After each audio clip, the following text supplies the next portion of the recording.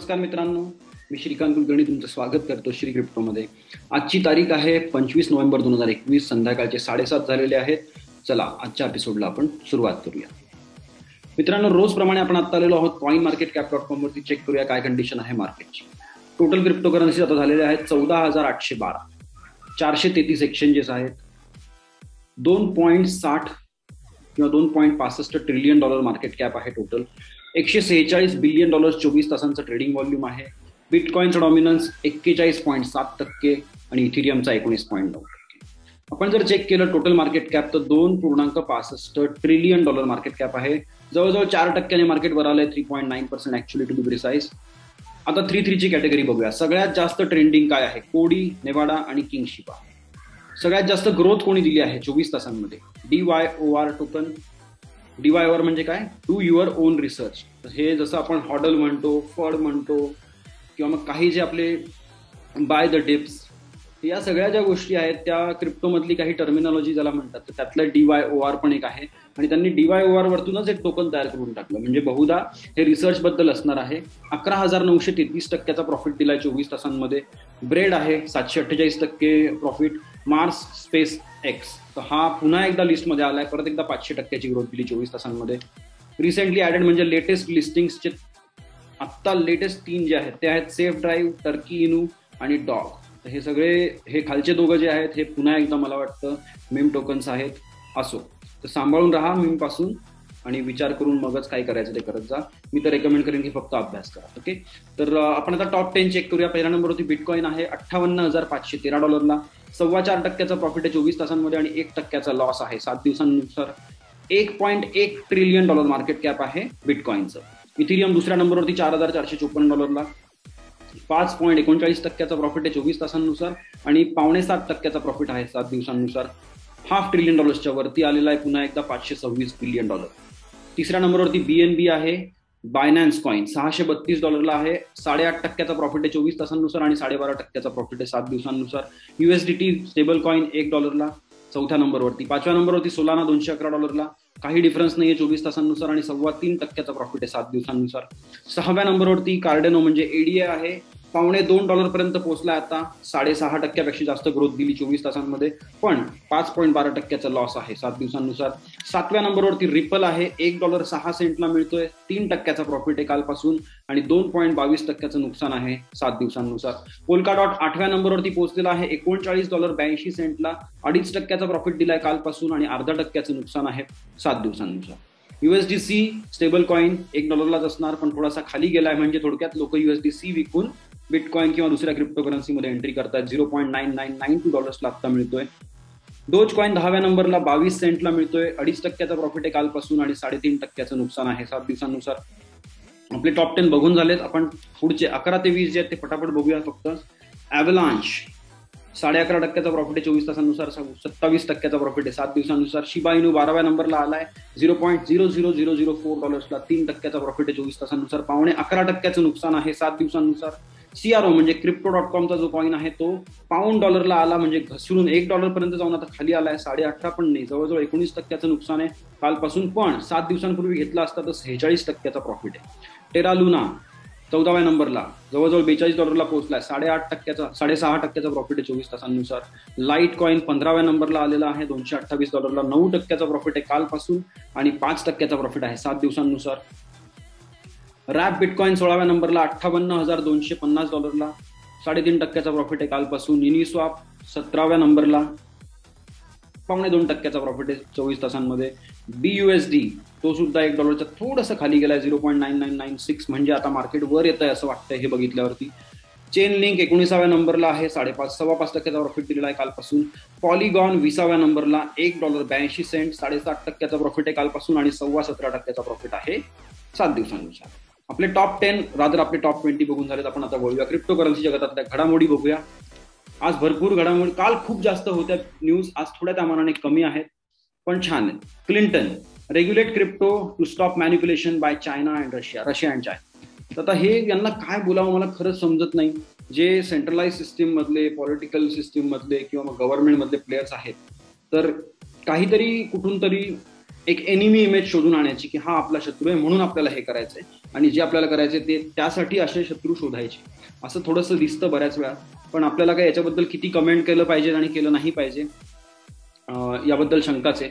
तरी सुद्धा क्रिप्टोकरन्सीला रेग्युलेट करण्याचं कारण दुसऱ्या देशांना कंट्रोलमध्ये आणणं हे थोडंसं जरा चुकीचं वाटत असेल तुम्हाला सुद्धा, मला तरी वाटतंय. पण रेग्युलेट केलं तर क्रिप्टोला रेग्युलेट नाही करता येणार. एक्सचेंजेसला तुम्ही करू शकता, ते सुद्धा सेंट्रलाइज एक्सचेंजेसला, डीफायला, डावला आणि इतर गोष्टींना रेग्युलेट करणं खरंच कठीण आहे.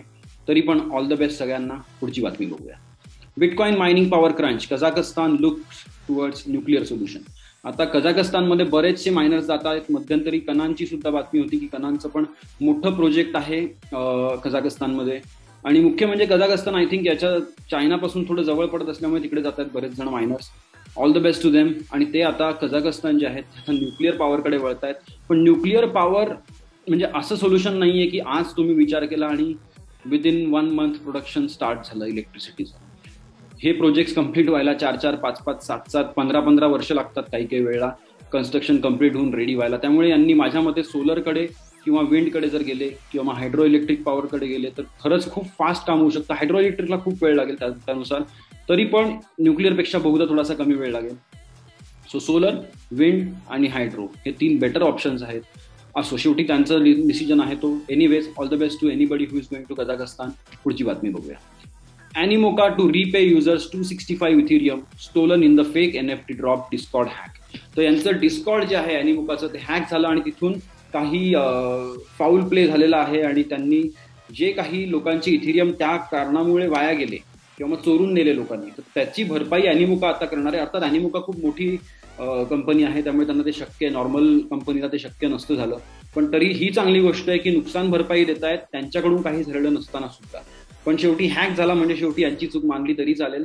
असो, म्हणून सांभाळून ठेवत जा तुमचे ॲसेट्स आणि लॉग इन्स. पुढची बातमी बघूया. Celsius expands funding round to $750 million, tips $7 billion to $10 billion valuation in 2022. तर आता आय थिंक सेल्सियसचा $250 million माझ्या मते राऊंड झाला होता आणि तोच राऊंड त्यांनी कंटिन्यू करत तो एक्सपांड केलाय $750 million. $3 billion व्हॅल्युएशन होणार होतं, त्याऐवजी आता डायरेक्टली व्हॅल्युएशन $7 ते $10 billion पोहोचणार आहे. प्रचंड मोठी गोष्ट आहे आणि सगळ्यांनी सुद्धा या गोष्टींकडे लक्ष दिलं पाहिजे की इतक्या मोठ्या प्रमाणामध्ये जर या कंपन्या फंड्स उभे करू शकताय तर क्रिप्टोकरन्सीला, ब्लॉकचेन टेक्नॉलॉजीला, क्रिप्टोकरन्सी मायनिंगला, डीफायला, मेटावर्सला, डावला, NFTsला, या सगळ्या गोष्टींना किती महत्व आहे हे खरंच समजून घेतलं पाहिजे. आणि या दिशेने अभ्यास करून आपण आपला बिझनेस केला पाहिजे. किंवा मग आपण सॉफ्टवेअर डेव्हलपमेंटच्या दिशेने जरी इकडे बघितलं किंवा बिझनेस डेव्हलपमेंटच्या दिशेने किंवा मग लीगल सर्व्हिसेसच्या पर्स्पेक्टिव्हने किंवा मग अकाउंटिंगच्या पर्स्पेक्टिव्हने, सगळ्या दिशांनी सगळ्या प्रकारच्या लोकांची इथे गरज आहे. आणि म्हणून म्हणतो मी कायम तुम्हाला की अभ्यास करा आणि पुढे या. माझ्यावर तुम्ही इन्व्हेस्टमेंट केली पाहिजे असं काही नसतं. Bearish sentiment grips bitcoin ahead of $3 billion options expiry. आता ऑप्शन्स जे आहेत ते एक्सपायर व्हायला जवळ आलेले आहेत. आय थिंक आज गुरुवार आहे, माझ्या मते शुक्रवारी किंवा शनिवारी हे एक्सपायर होतील. आणि $3 billion हा बऱ्यापैकी मोठा आकडा आहे. तरी सुद्धा $1 trillion जर ऍसेट असेल तर $3 billion किती फरक पडेल हे मला माहिती नाही, कारण मी सेकंडरी टर्शरी मार्केट्समध्ये मी रेकमेंड सुद्धा करत नाही, स्वतःही खेळत नाही. पण तरी सुद्धा या $3 billion ऑप्शन्सच्या एक्सपायरीमुळे एकतर मार्केट खाली जाईल किंवा त्या एक्सपायरी नंतर खूप फास्ट वरती येईल. तर बघूया काय होतं ते. All the best to you. Secondary tertiary markets पासून जरा सांभाळून राहा. डेरिव्हेटिव्हच्या प्रोडक्ट्समध्ये मी खरंच रेकमेंड करत नाही. ऑलरेडी भरपूर व्होलाटाईल मार्केट आहे, त्याच्यामध्ये आणखीन डेरिव्हेटिव्हमध्ये खेळणं म्हणजे आणखीन रिस्क वाढवणं. तो सांभाळून राहा सगळ्यांनी. Soccer star Andres Iniesta warned by Spanish regulator after promoting Binance. तर तिथल्या एका फुटबॉल प्लेअरने स्पेनमधल्या बायनॅन्सचं प्रमोशन केलं होतं आणि त्याच्या अगेन्स्ट स्पेनच्या रेग्युलेटरने त्यांना वॉर्निंग दिलेली आहे. हे सगळं चालतच राहणार आहे. पुढची बातमी बघूया. Market wrap, higher volatility expected in bitcoin आणि इथर. मी जसं म्हणत आलो होतो नोव्हेंबरमध्ये थोडं मार्केट खाली जाईल, डिसेंबरमध्ये परत वर येऊ शकतं. तर तसंच बहुधा होतंय. आणि हाय व्होलॅटिलिटी म्हणजे एकतर फास्ट खाली जाईल, परत फास्ट वर येईल किंवा मग फास्ट थोडासा वर येईल आणि पटकन परत खाली जाऊ शकतो. सो सांभाळून राहा. याच व्होलॅटिलिटीमध्ये बरेच जे एक्सपर्ट ट्रेडर्स आहेत ते फायदाही करून घेतात आणि काही लोकांचं नुकसानही होतं, बरोबर. सो खरंच सांभाळून राहा. पुढची बातमी बघूया. माझे कुठलंही म्हणणं हे तुम्ही इन्व्हेस्टमेंट किंवा मग फायनान्शियल ॲडवाईस म्हणून घेऊ नका. ही माझी मनापासून रिक्वेस्ट आहे तुम्हाला सगळ्यांना. मी फक्त आणि फक्त रिसर्च पर्पजेस, एज्युकेशनल पर्पजेस आणि एंटरटेनमेंटसाठी हे सगळे व्हिडिओज तयार करतोय आणि तुम्ही त्याच अँगलने याचा अभ्यास करा आणि अभ्यास करा फक्त. ओके, पुढची बातमी बघूया. South Korean regulators call for criminal punishments for crypto market manipulation. आता क्रिप्टो करन्सी मार्केटमध्ये मॅनिप्युलेशन्स होतात, हे सत्य घटना आहे, याच्यामध्ये काही वाद नाहीये. पण मार्केट मॅनिप्युलेशन तर सगळीकडेच होतं. कमोडिटीजमध्ये होतं, करन्सीज ट्रेडिंगमध्ये होतं, म्हणजे फॉरेक्स आपण ज्याला म्हणतो, आणि स्टॉक मार्केट्समध्ये सुद्धा होतं. पण क्रिप्टोलाच सगळेजण नावं का ठेवतात? कारण इथे खूप फास्ट मुवमेंट्स होतात आणि खूप यंग मार्केट आहे तसं म्हटलं तर. स्टॉक मार्केट्स बरेच वर्ष जुने आहेत, बरेचसे डेकेड्स जुने आहेत. क्रिप्टो मार्केट 1 डेकेड आणि 2 वर्ष जुनं आहे. त्यामुळे ठीक आहे, हे सुरुवातीचा काळ आहे, सांभाळून राहा आणि लक्ष द्या. पुढची बातमी बघूया. Coinbase acquires crypto wallet firm BRD for undisclosed amount. कॉइनबेसने BRD वॉलेट जे आहे ते विकत घेतलेलं आहे. किती अमाऊंटला घेतलं माहिती नाही, पण BRDचं जे टोकन आहे त्याच्यामध्ये 5 पटची ग्रोथ झालेली आहे, ही अनाउन्समेंट फक्त झाल्यानंतर. सो किती म्हणजे तुम्ही एखादं ऍप तयार करून, एखादं वॉलेट तयार करून, एखादं एक्सचेंज करून चांगलं तयार केलं असेल तर खरंच लोक म्हणजे मोठमोठ्या कंपन्या तुमच्याकडे येतील अक्वायर करण्यासाठी. हे होऊ शकतं आणि त्या दिशेने वाटचाल केलेली चांगली राहील असं मला पण वाटतंय. All the best to BRD, all the best to Coinbase. तुम्हालाही ऑल द बेस्ट. पुढची बातमी बघूया. Play to earn gaming guild raises $18 million in funding round led by Animoca Brands. Animoca ज्यांनी आता ते 250 इथिरियम त्यांच्या ज्या लोकांचं नुकसान झालं होतं त्यांना परत केले नुकसान भरपाई म्हणून, त्यांनीच आता गिल्डमध्ये $18 million इन्व्हेस्टमेंट केलेली आहे. Very good news. Play to earn games, metaverse, खरंच लक्ष देऊन बघा. Web3 गेम पण म्हणतात त्यांना किंवा मग ब्लॉकचेन बेस्ड गेम पण म्हणतात. लक्ष द्या, खरंच मोठं डोमेन आहे. Number of Africa based users on KuCoin platform surges by 200% in the first 10 months of 2021. आपण आता 11व्या महिन्यामध्ये आहोत. पहिल्या 10 महिन्यांचा रिपोर्ट आलेला आहे की KuCoin वरती दुप्पट झालेले आहेत आफ्रिकेमधले युजर्स. म्हणजे विचार करा की कुठून कसं काय वाढेल क्रिप्टो करन्सीच्या जगामध्ये. खरंच काही भरोसा नाही. KuCoin काय आफ्रिका बेस्ड एक्सचेंज नाहीये, तरी सुद्धा 2 पट झालेले आहेत त्यांचे आफ्रिकेतले युजर्स. म्हणजे आफ्रिकेमध्ये किती कमी आहे सपोर्टिव्ह आणि चांगल्या एन्व्हायरमेंटची सुद्धा आणि चांगल्या एक्सचेंजेसची सुद्धा, त्याचा अभ्यास करण्यासारखी गोष्ट आहे. पुढची बातमी बघूया. Elon Musk calls Binance's Dogecoin problem shady, says he's raising the issue on behalf of other Doge holders actually. तर इलॉन मस्कने काय म्हटलं होतं? हे CZ Binance, what's going on with your Doge customers, sounds shady. थोडक्यात काय झालं होतं की यांचे बायनान्स मधून आय थिंक OTP आणि या टाईपचे जे काही इश्यूज आहेत ते थोडेसे बाहेर आले होते किंवा मग उद्भवले होते आणि लोकांना विड्रॉल करता येत नव्हतं किंवा मग काही लोकांचे विड्रॉल अडकून पडले आणि थोडा जरा प्रॉब्लेम झाला होता. तर एलॉन मस्कने तो प्रॉब्लेम उचलून धरलेला आहे. तो डोज कॉइनला साथ देतोय असं वाटतंय. सो या प्रॉब्लेम्समधून मला वाटतं सगळ्या इन्व्हेस्टर्स बाहेर पडतील. बायनान्स सुद्धा याच्यातून बाहेर निघायचा प्रयत्न करेल. आणि all the best to everybody who is believing in those and who is believing in Elon Musk. पण माझं म्हणणं हेच राहील की फक्त एलॉन मस्कने काहीतरी ट्विट केलं म्हणून ते घेण्यापेक्षा त्या कॉइनचा किंवा मग त्या टोकनचा खरा वापर काय जगामध्ये, कुठल्या प्रॉब्लेमला सॉल्व्ह करण्यासाठी ते टोकन किंवा कॉइन तयार केलं गेलेलं आहे, टीम काय आहे त्याच्या मागे, टीम अवेलेबल आहे का जगामध्ये कुठे बोलण्यासाठी, गप्पा मारण्यासाठी किंवा मग समजून घेण्यासाठी. या सगळ्या गोष्टी बघा आणि मगच त्याचा अभ्यास करून काहीतरी त्याच्यामध्ये एकतर नोड रन करा, चेक करा, ट्रान्झॅक्शन्स करून बघा खरंच ते म्हणतायत तसं काही आहे का त्या सिस्टीममध्ये. ओके, इन्व्हेस्टमेंट बद्दल मी काही म्हणत नाही. पुढची बातमी बघूया. Bank of Russia pushes to introduce liability for illegal use of digital assets. आता बँक ऑफ रशिया ही म्हणजे रशियाची सेंट्रल बँक आहे. ओके, आणि सेंट्रल बँका क्रिप्टो करन्सीच्या मागे हात धुवून पडलेल्या आहेत सगळ्या जगातल्या. त्यामुळे ही काही फार वेगळी न्यूज आली आहे किंवा काही फार वेगळं होतंय रशियामध्ये असं समजून घेण्याचं काही गरज नाहीये. हे सगळीकडे सगळं चालू आहे, चालू द्या, काही फरक पडत नाही. आपण आपला अभ्यास करूया फक्त आणि पुढे जात राहूया. पुढची बातमी बघूया. अर्न्स्ट अँड यंग, EY म्हणजे Ernst and Young, survey finds 1 in 4 hedge funds to increase crypto exposure next year. आता 4 पैकी 1 हेज फंड त्यांचे क्रिप्टो करन्सी मधली इन्व्हेस्टमेंट वाढवणार आहेत 2022 मध्ये. ही न्यूज इतकी प्रचंड आहे की ऑलरेडी हेज फंड्स क्रिप्टोमध्ये आलेत हेच बऱ्याच लोकांना माहिती नाही. क्रिप्टो करन्सीमध्ये हेज फंड्सचे किती इन्व्हेस्टमेंट्स आहेत हे पण कधीतरी अभ्यास केला पाहिजे. तुम्ही स्वतः चेक करा की किती इन्व्हेस्टमेंट फंड्स आहेत क्रिप्टोसाठी. भारतात तर एकही नाहीये. भारतात असं पण हेज फंड्स किती आहेत तेही म्हणजे खरंच प्रश्न आहे, पण असतील, आहेत. आणि भारतामध्ये थोडंसं रेग्युलेशन जरा स्ट्रिक्ट आहे असं म्हणायला हरकत नाही, पण तरी सुद्धा मॅनिप्युलेशन तर होतच. आणि ती गोष्ट साईडला ठेवली तरी सुद्धा भारतामध्ये क्रिप्टोकरन्सीजला काही लिगल डेफिनेशनच नाहीये अजूनपर्यंत. त्यामुळे ती जोपर्यंत येत नाही तोपर्यंत मला असं वाटतं की फंड मॅनेजर्स तिकडे अलोकेशन करणार नाहीत. आणि ज्या दिवशी हे रेग्युलेट होईल, थोडंसं एक्सचेंजेस जरी रेग्युलेट झाले, क्रिप्टोला रेग्युलेट करणं तर महाकर्म कठीण आहे. ऑन पेपर होऊ शकतं, पण आय रिअली डोंट थिंक की हे टेक्निकली पॉसिबल आहे. जर खरंच ते अचीव्ह केलं आपल्या भारतीय सरकारने तर खरंच चांगली गोष्ट आहे. आणि ते बाकीच्या देशातल्या डेव्हलप कंट्रीज म्हणजे डेव्हलप कंट्रीजमधल्या सगळ्या रेग्युलेटर्सला वगैरे खरंच मदत करू शकतील. आणि it can be a very good service, regulation as a service म्हणून त्यांनी एक सुरू करावं. Very good. तर हेज फंड जे आहेत, 4 पैकी 1 हेज फंड म्हणजे 25% हेज फंड जे आहेत ते पुढच्या वर्षी क्रिप्टोमध्ये आणखीन इन्व्हेस्टमेंट करणार आहेत. मोठी न्यूज आहे म्हणून मी शेवटी ठेवली आहे. पुढची बातमी बघूया. आता ही जी बातमी आहे ही बातमी नसून ओपिनियन आहे आणि याच्यावरती खरंच विचार करण्यासारखी गोष्ट. This Thanksgiving let's be grateful for technology.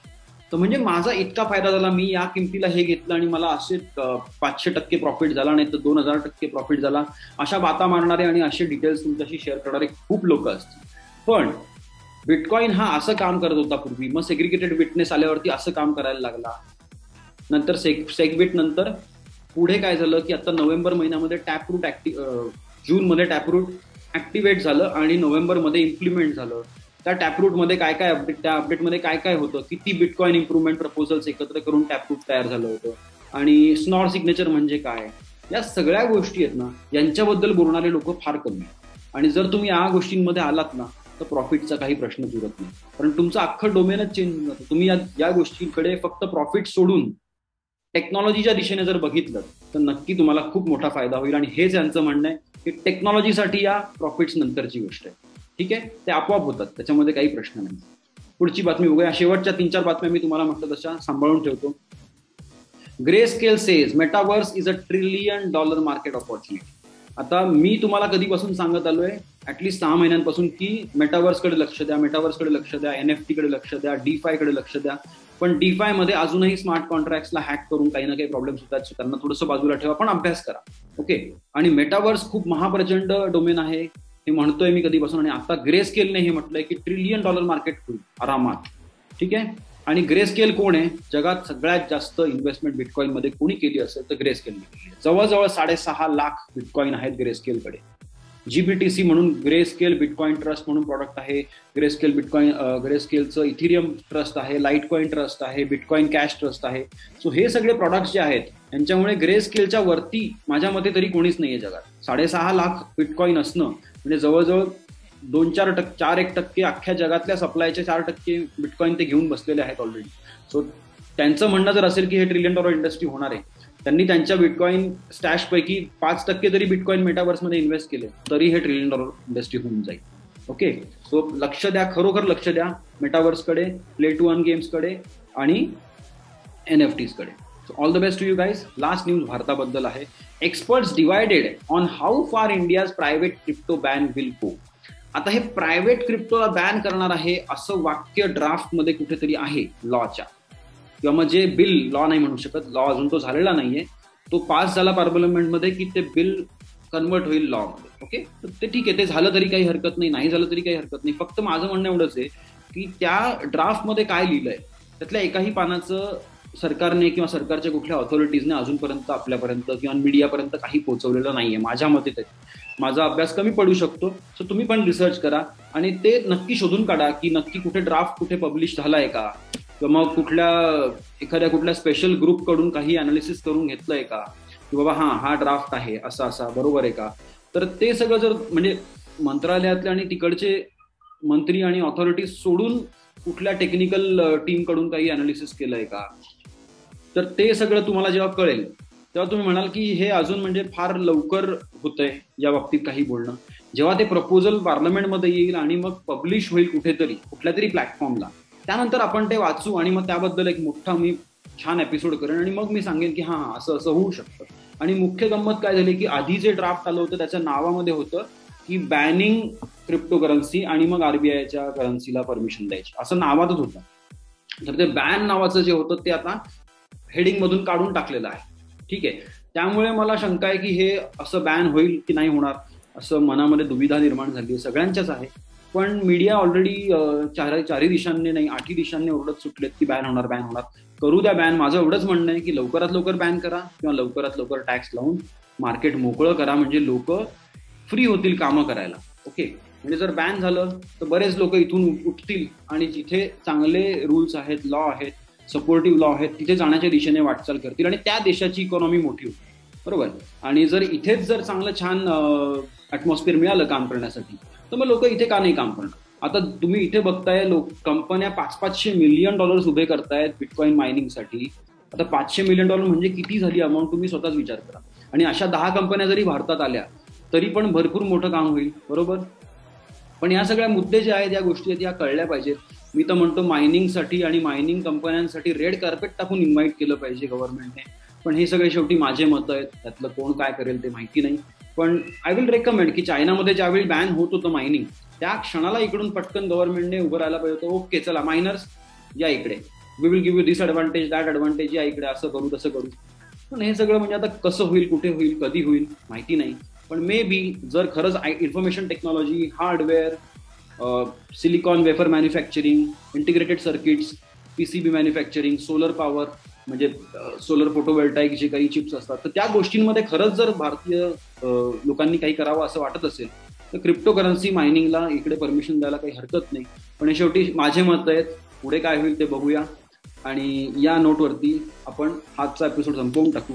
फक्त मी एकदा coinmarketcap.com रिफ्रेश करून तुम्हाला सांगतो की आजची तारीख 25 नोव्हेंबर 2021 संध्याकाळचे रात्रीचे 7:56 म्हणजे ऑलमोस्ट 8 वाजता बिटकॉइन होता $58,649.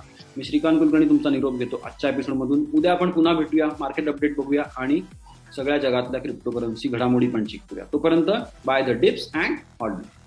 Bye guys.